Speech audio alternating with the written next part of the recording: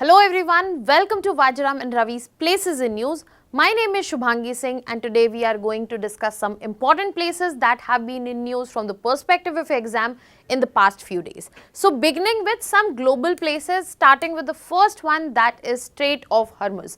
When we are talking about Strait of Hormuz, it has been in news because of the continuous US-Iran tensions that have been rising, and Iran has been threatening that it will shut off, and it has finally happened where Iran has gone ahead as of now today temporarily close Strait of Hormuz. So when we are talking about Strait of Hormuz, a very important choke point, geopolitical choke point, because 20% of global oil supply comes via that route. So when we are talking about Strait of Hormuz, if you look at this given map, the Persian Gulf and Gulf of Oman, the only connecting route present is Strait of Hormuz via sea. So when we travel from Persian Sea, we cross Strait of Hormuz, come to Gulf of Oman, and then we have Indian Ocean present right here. When we go from Persian Gulf towards Gulf of Oman, we have to move from Strait of Hormuz, then we enter Arabian Sea, and then we can move towards Indian Ocean. So when we are talking about Strait of Hormuz, we have Iran lying in north. In south, we have Oman and UAE. When we are talking about this particular strait, it is widest at 33 kilometers. So the length itself, which is merely 33 kilometers, but highly significant from the geopolitical and global oil supply point. Now, this is the region where we get to see international shipping happening, and it is also an internationally recognized shipping corridor which is separated by buffer zone. So if you see in this given diagram, you will see this is the shipping lane, and then it is separated by buffer zones on both sides. Similarly, the shipping lane is present here, and then we have buffer zones around, because according to the boundaries, there are exclusive economic zones which are marked out. So if you see here, we have Iran present on this side, UAE's exclusive economic zone on this side. Then again, if you are looking here, Oman's exclusive economic zone here, and Iran's present here.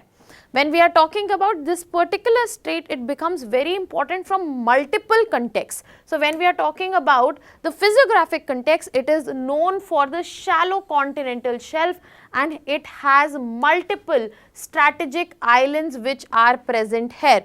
Can you tell me in the comment section which of these islands, especially in Persian Gulf, are used as US military bases? Apart from that, when we look at it from the context of climate, it is the one which experiences hot desert maritime climate. This is a place where we see strong currents, and it is also known for high salinity. And as I mentioned, geopolitically, it is one of the most important choke points flashing in the news as of now. Furthermore, when we are talking about the significance of this region, as I said, 20% of global petroleum and 25% of LNG trade passes through this particular strait daily, and the control of this particular place influences global energy security, which is exactly what Iran is using as of now as a threat to bring down the tensions which are running. And that is why Iran is using the advantage of its proximity. Now, when we're talking from the perspective of globe, it is very central to US because US naval presence is significant in Gulf. Other than that, another major concern around it is for the oil importing countries. So if Strait of Hormuz, if it is blocked, then it is not a question for oil suppliers but oil importers as well. And in this context, we have India, that is our country as well. Apart from that, when we are looking at Strait of Hormuz, it has always been vulnerable to naval mines which are present there, missile attacks and blockade which we are seeing as of now. From the perspective of exam, very important for prelims, geography questions, international relations, and also from the perspective of energy security, you can expect mains question around that. Now, on that note, we will be moving to the next place that we are covering today, that is Lake Victoria. Now, Lake Victoria has been in news because it is the world's largest tropical lake, yet it has been turning into a deadly zone. So when we are talking about Lake Victoria, recently it has been seen that it has been turning green and toxic, and as of now this change seems irreversible. So when we are talking about Lake Victoria located in Africa, we see that Lake Victoria is shared by Kenya, Uganda and Tanzania, and it is the largest freshwater lake which is present in this whole continent Africa. Now, when we are talking about worlds, it is the world's second largest and it lies within the East African Plateau. If you see, this marks the Great Rift and it is the East African Plateau which is present here. Now, another important thing that we need to remember from the context of Lake Victoria, that Lake Victoria is a source of White Nile. When we are talking about Blue Nile, can you tell me in the comment section what is the source of Blue Nile? Another question, where does Blue Nile and White Nile meet? What is the meeting point? Let me know in the comment section. From the perspective of climate, this is a region which is known for equatorial tropical climate because equator is very close to the region. Africa happens to be one of those only continents which have all the three important latitudes: equator, Tropic of Cancer and Tropic of Capricorn passing through it. Further, another important thing that you need to remember for Lake Victoria is that it is formed in a shallow basin, but this has happened due to crustal warping. Distorting of the crust has led to its formation. So from the geological perspective, this is a very good example that you can use. Apart from that, when we are talking about significance of Lake Victoria, it is a major reservoir which is present in African continent, especially in Nile Basin system, which feeds it, and economically it is one of the world's largest inland fishery source. It also facilitates transport in that region and helps the trade. Furthermore, if you look at economically, it is responsible for hosting more than 500 endemic cichlid species, that means which are adaptive to radiation. For example, adaptive radiation. Other than that, this region is also responsible for social support because it supports livelihoods of more than 40 million people. But this lake remains a source of environmental concern. As I started with why in news, it has turned green, it has turned toxic, and there are presence of invasive species, that is water hyacinth. So this is a very good case study when we are talking about invasive species and you want to give an example that how deadly it can turn. Furthermore, it is also a concern because the pollution from the agriculture and the urban runoff goes to this particular lake itself.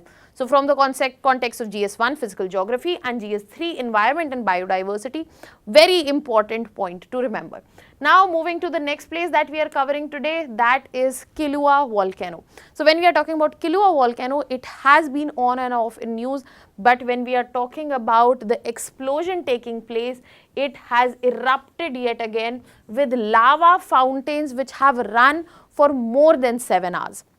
When we are talking about this particular volcano, especially when we are talking about since 2024, we have seen it has had 42 episodic fountaning just like this one which we are talking about, and such events have been recurrent, and this is the 42nd episode in front of us.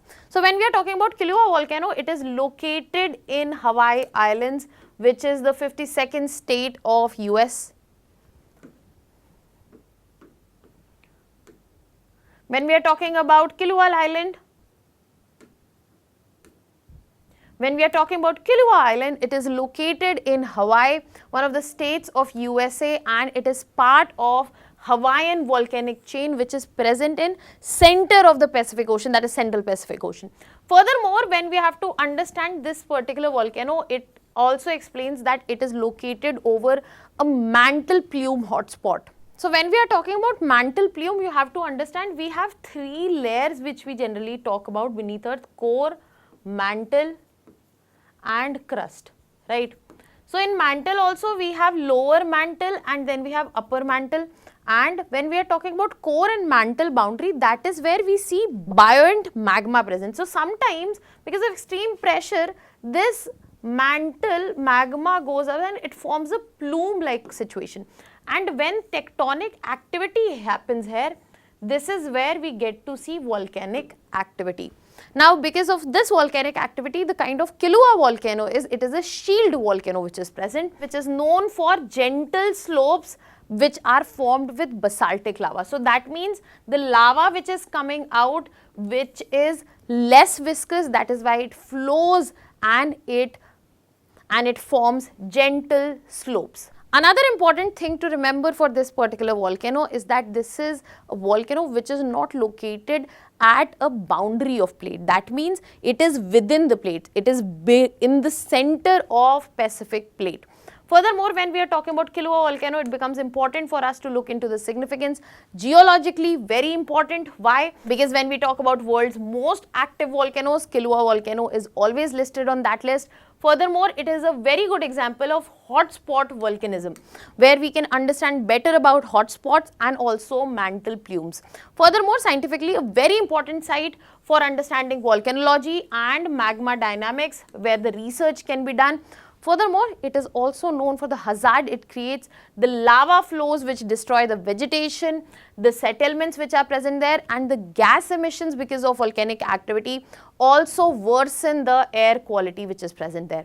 Another huge significance here is the tourism which is seen in this particular place, especially when we are talking about Hawaiian Islands. It is known for the attraction of Hawaii Volcanoes National Park, and such volcanic activities also hampers the tourism. So very important from the perspective of GS1 geography, and then when we are talking about prelims, volcano types, intraplate volcanoes, from that context becomes important. Now on this note, we will be moving towards the next location and we will be doing Indian places now.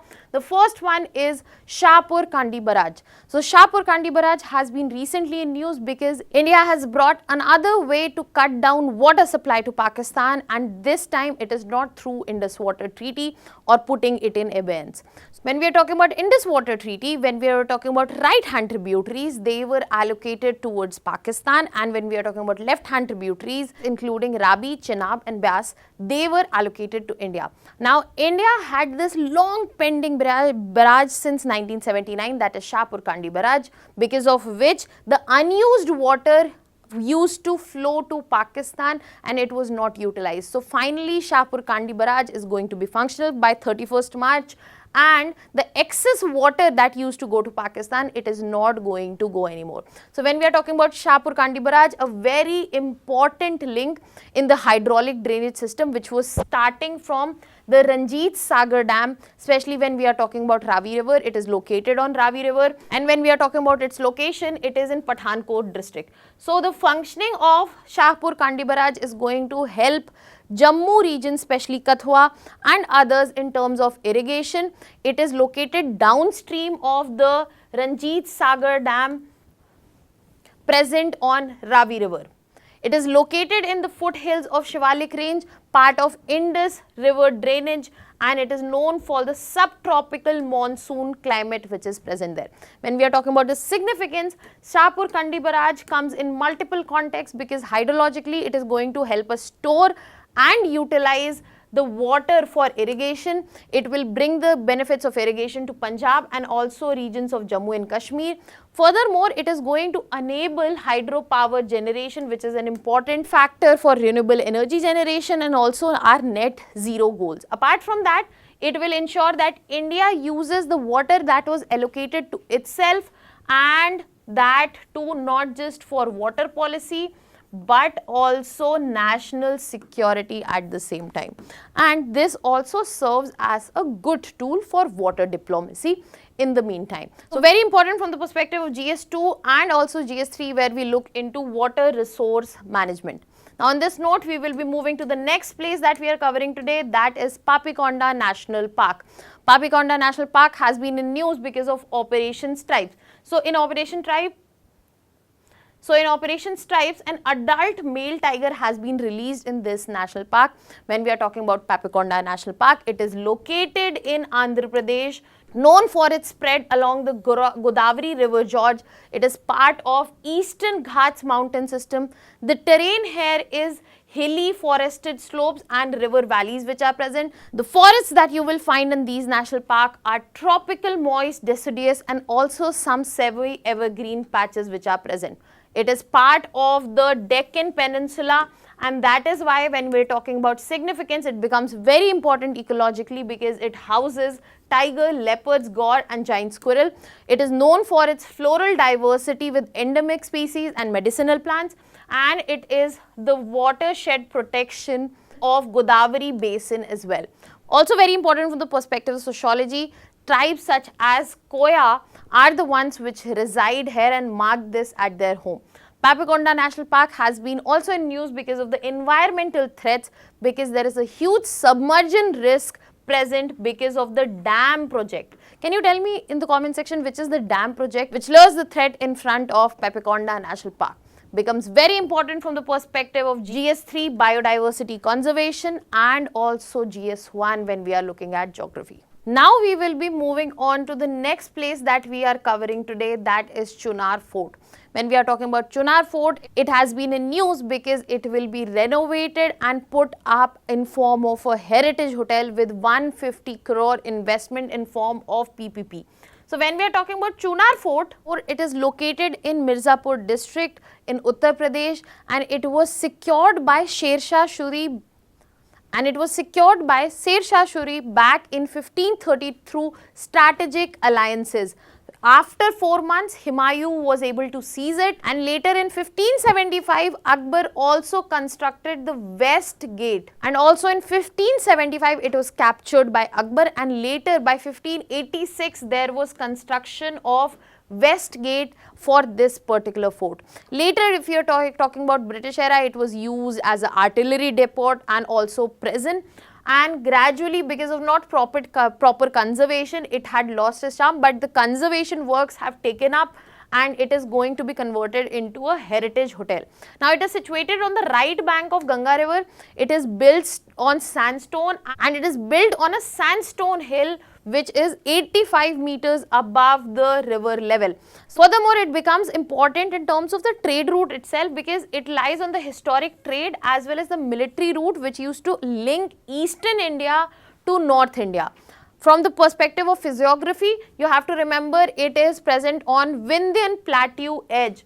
Furthermore, if we are talking about significance, it becomes important from the historical perspective, very important, Sher Shah Suri, Mughal emperors, and then later British usage as well.